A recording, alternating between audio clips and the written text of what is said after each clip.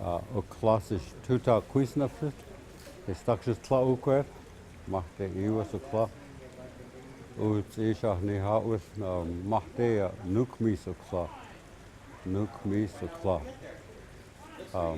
My traditional name is Tuta Quisnapsit, and I'm from Tla'uquet, from the house of Iwas. And the chief of our house is, his name is Nukmis. And I'm here teaching about canoe building. But one of the very first things about canoe building is selecting a tree in the forest. People knew how to choose a tree just by looking in the forest and looking to see what else is around it. And falling of a tree was mostly done, I believe, in the fall or winter months. And one of the reasons for that was because, the elders would never ever allow us to take a tree that had a bird nest in it, or especially if we were within 100 meters of an eagle nest. We're not allowed to do that. Or if there's a salmon stream flowing close by, we're not allowed to take that tree either. And they said that these doing this here, disrupting the eagles or a bear den or a wolf den or a cougar den, that we're not allowed to do that. Because we were taught to be respectful. Because respect is one of the first teachings and the first laws that people did receive. And many of the songs and dances that pertain to the land were also, there were particularly teachings about natural laws. Huh? So, the people here, they maintained this land and they stewarded it for thousands of years, in accordance with the teachings of natural law.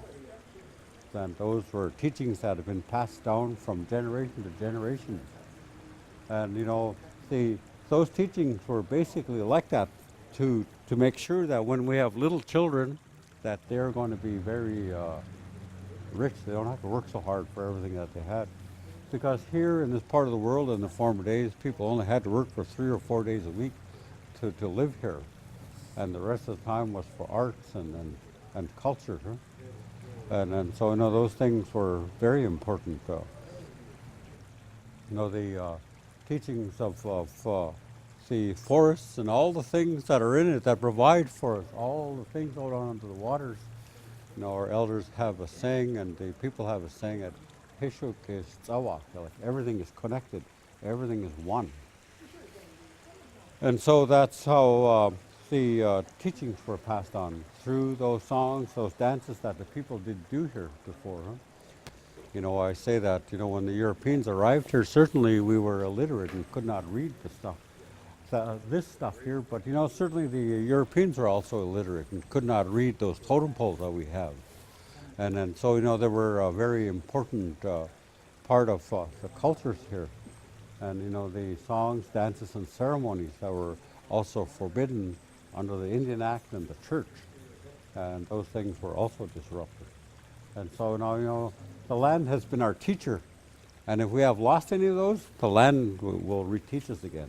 And it's only the beginning of understanding for, a lot of people that are here.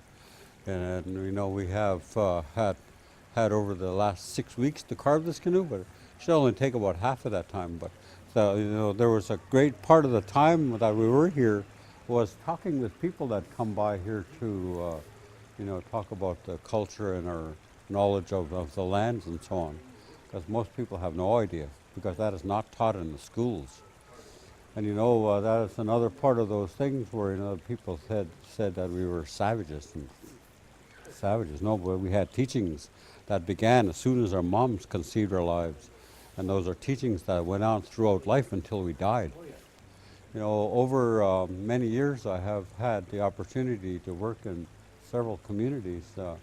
And the only place that I was able to go into the forest to cut a tree down and carve it right there on site where the tree was is in Gold River, or the Mowatut Mushlot First Nations over there in Gold River. And all the other places haven't had access to the trees in their own communities. And in the Tla'amin, where I'm from, I take and I allow myself to do that. And I only do that because my dad and my grandfather taught me how to do this. and why not. So, you know, they're very important things that we all need to understand. When there's a whole community that's around that can help to move this, then it makes it much more connected to a canoe, a tree, the forest, the land. So actually going out there into the forest is actually reconnecting ourselves back to the land.